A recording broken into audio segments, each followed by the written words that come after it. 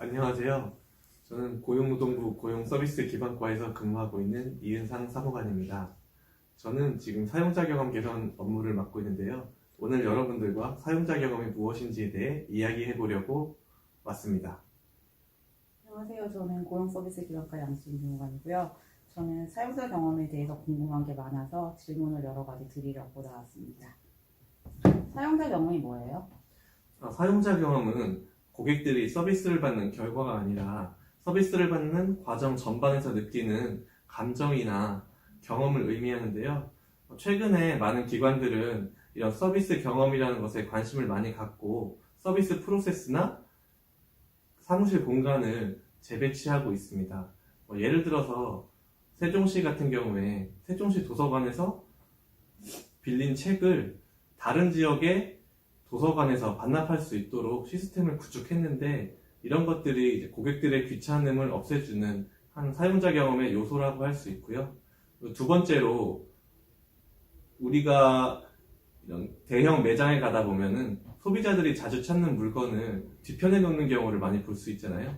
이런 것들이 많이 안 찾는 물건도 소비자가 한 번 더 볼 수 있게 배려하는 사용자 경험의 한 측면이라고 볼 수 있습니다. 그런데 그런 거는 그동안에도 하고 있었던 일 아닌가요?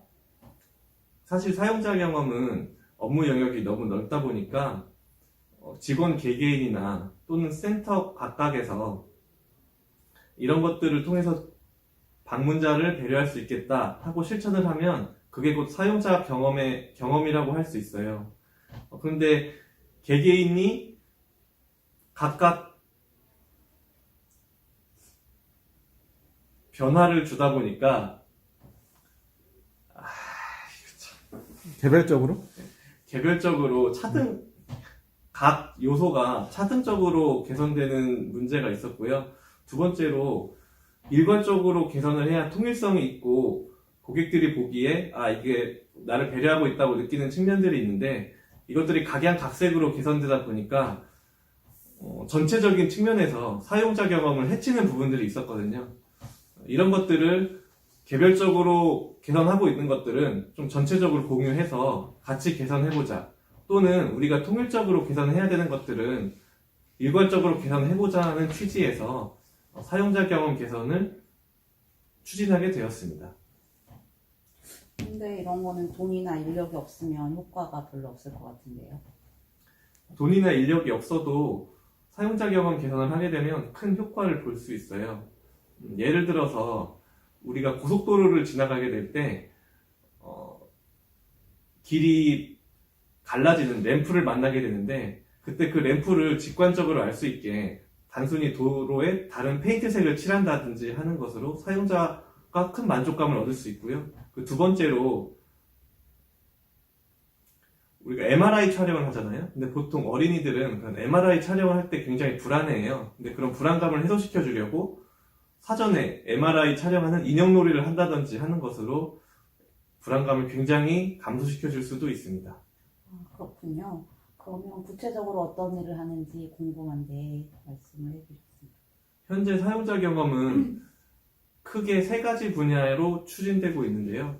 먼저 업무 프로세스, 그다음에 온라인 서비스, 오프라인 서비스, 이렇게 세 분야로 나눠집니다.